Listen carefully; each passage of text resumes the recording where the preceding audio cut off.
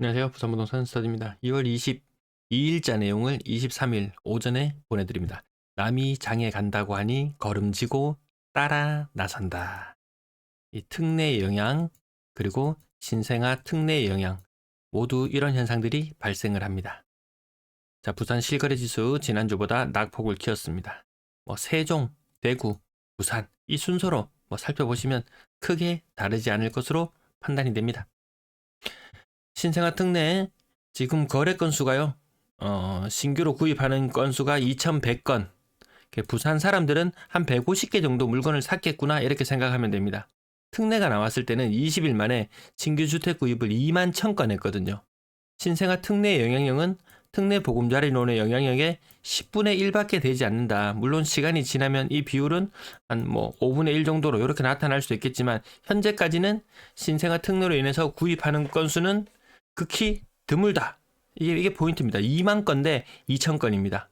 너무나 큰 차이지 않습니까? 신생아 특례 보금자리 론이 나오기 전에는 거래 건수가 1,000건 거의 바닥을 기고 있었죠. 그러던 것이 거래량이 대략 한 80% 정도 플러스 되는 효과가 나타났던 것이 특례였습니다. 거기에다가 플러스 알파도 이 퍼센티지만큼 다시 생겨났습니다. 그럼 신생아 특례 영향력은 어떠냐?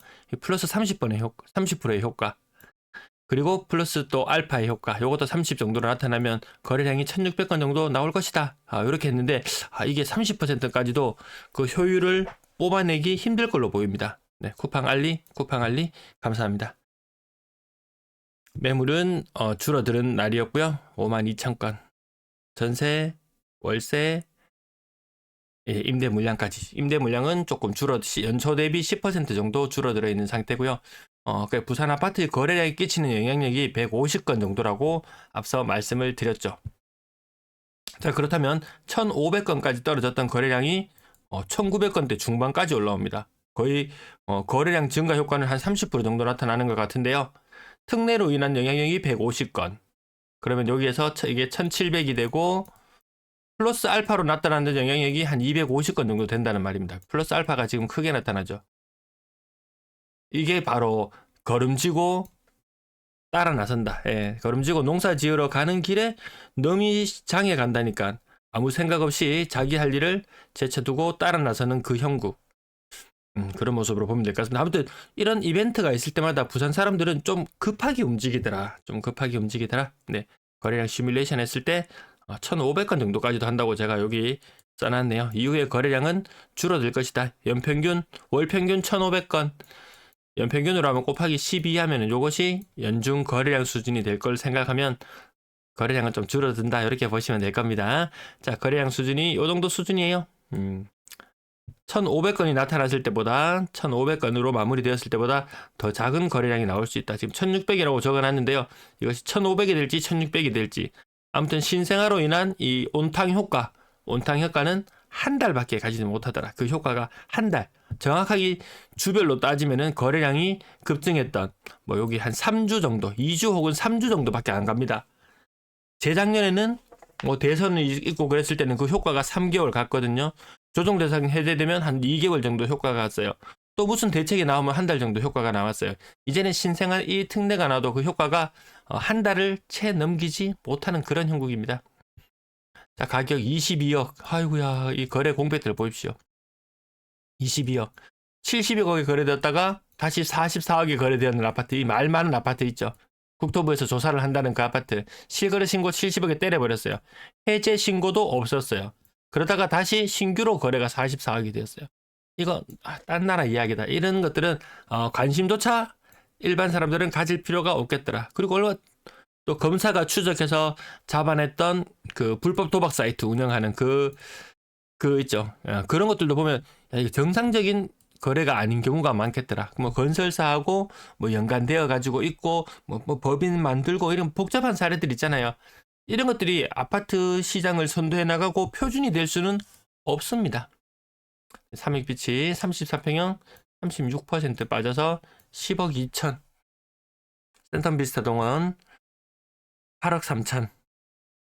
쌍용 더 플래티넘 해운대 7억 4천. 신규 거래 22년치 아파트 신규 거래 7억 4천이 났습니다. 센텀, 사만나오빌 6억 6천. 고점 대비 30% 정도 하락해 있고요. 층수가 좀 낮으니까 네, 이 정도 모습 보여줬습니다. 6억 이상 중에서 국평 거래, 자 여기 자 4건, 5건 있었네요. 6억만 넘어가도 차고 넘친다. 이런 느낌으로 보시면 되겠습니다. 예, 이거는 많이 빠졌네요. 4만 골드비 39%. 그 다음에 5억대 아파트, 연식 20년식, 21년식 이런 것들이 주로 포진하고 있더라. 대형 평형, 네, 하락률 적게 나타나는 것 제외하고 요거 하락률만 적어볼게요. 30%, 일광프루조 40%, 센텀 SK 뷰 36%, 죄송합니다. 34% 하락. 여기 20% 하락. 연식에 따라서 조금 차이는 있습니다. 그래서 평균 하락률 지금 29%, 28.5%, 28.5%. 부산 이런 모습.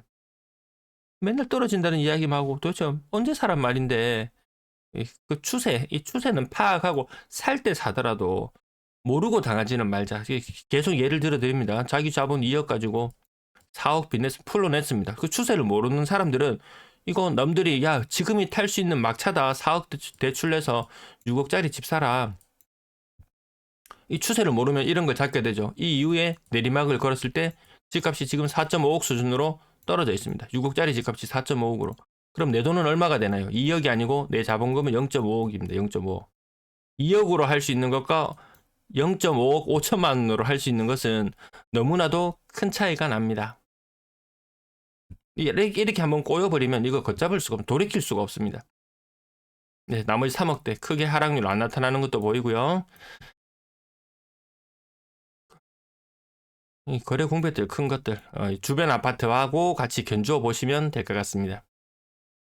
34%, 네, 큰 편은 없는 것도 보이고 30.5%, 30%. 평당 1,000만 원, 뭐 그 정도 수준에 움직이는 것들, 크게 가격 변동 없는 것들, 저런 거래들이 좀 일어나고 있더라는 거죠 지금. 그나마 저런 거래가 좀 일어나고 있습니다. 건당 거래대금 요거 LH 빼고 나면 한 3억 5천 정도 수준은 되지 싶어요. 3억 5천, 뭐 3억 8천.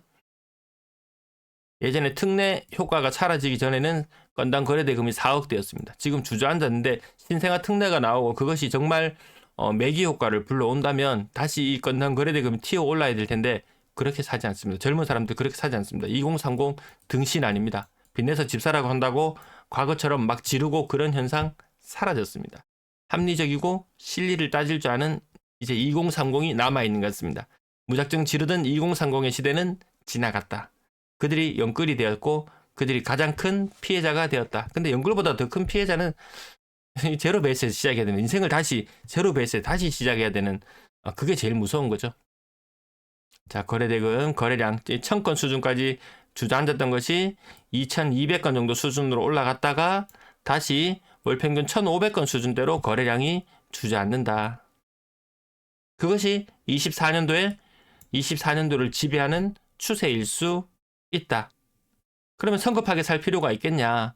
성급하게 안 사도 기회는 언제든지 있다. 과거처럼 집값이 이렇게 무섭게 내뺄 때는 정말 안 잡으면 기회가 사라져 버렸죠. 기회가 사라져 버렸습니다. 근데 이 높은 가격에 잡았던 사람들은 인생에서 큰 기회를 날려버렸습니다. 말이 돈 1억 2억 날리지 그거 평생을 복구해도 복구하기 힘들 정도의 돈일 수도 있습니다. 상당수 사람들에게는. 누구든지 빚을 안고 살아간다고는 하지만 대출 잔고 1억, 2억, 3억 우습게 남아있지만 이거 갚는다고 생각하면 이거 갚아나가기 굉장히 힘듭니다. 다자리 통장에서 생돈이 100만원, 200만원씩 빠져나가면서 갚아나가야 되는데 그 세월이 너무 지난하고 너무 고되더라. 지금 젊은이들 어제 제가 영상을 올렸더니 신규 채용도 잘 안 된다 이런 말 있잖아요. 그 어려운 학년기를 초등학교, 중고등학교, 대학교 이 학년기를 다 거치고 대학교도 요새 대학생이 어디 뭐 노는 대학생이 있습니까? 빼빠지게 공부합니다. 나와서 빼빠지게 또 빚 갚으라고 그 여러분 자녀 세대들의 몫이 되어 버렸습니다. 이 어른 세대들의 욕심이 자녀 세대들에게 짐 지우는 것. 그것이 나만 아니면 괜찮겠다. 내 새끼만 잘 키우면 되겠다. 어, 그 안 통하잖아요. 사이가 고르게 같이 가는 모습 볼 수 있었으면 좋겠는데 그렇지 않아서 좀 안타깝다라는 말씀까지 드립니다. 전세 거래량은 좀 정상적으로 좀 신고가 이뤄지고 있는 추세고요. 일별 거래량 보면 1월 달보다는 거래량이 조금 떨어지는 모습, 그 정도의 흐름만 보시면 될 것 같습니다. 전세 가격 2년 전에 대비 아직까지 역전세. 오늘도 글이 실린 걸 하나 봤는데요. 어느 분이 신축 아파트인데 전세 입자를 못 구해서 전전긍긍하다가 전세 금액을 팍 떨어뜨려서 전세 계약을 체결을 했대요. 근데 세입자가 들어오기를 한 날이 다 되었는데 세입자한테 연락이 와가지고 그 전에 살고 있던 집주인이 임대 보증금을 돌려주지 않아서 못 들어가겠다. 이렇게 막 스케줄이 꼬이는 그런 사례의 이야기도 들려옵니다. 네. 전세 시장 아직까지 순탄하지 않다라는 그 정도의 흐름만 기억해 두시고요. 월세 거래량 전세보다 조금 못 미치는 것, 그리고 월세 보증금은 떨어지고 월세 가격도 약간 빠져 있는 그런 상태다. 네. 1월달 거래량 많은 흐름, 이때 이어지고 나면 거래량 줄어들 때 좀 대비는 해야 됩니다. 분명히 3월달 이후로 전세 매물은 늘어날 거예요. 전월세 매물은 늘어날 것으로 지금 추정이 되고 있습니다. 왜? 매물이 늘어나고 있으니까 전월세 매물도 뒤늦게 매물이 늘어난다. 근데 거래량은 줄어드는 시기하고 같이 맞물린다. 이 부분 생각해 두실 필요가 있을 것 같습니다. 네, 시청 감사합니다.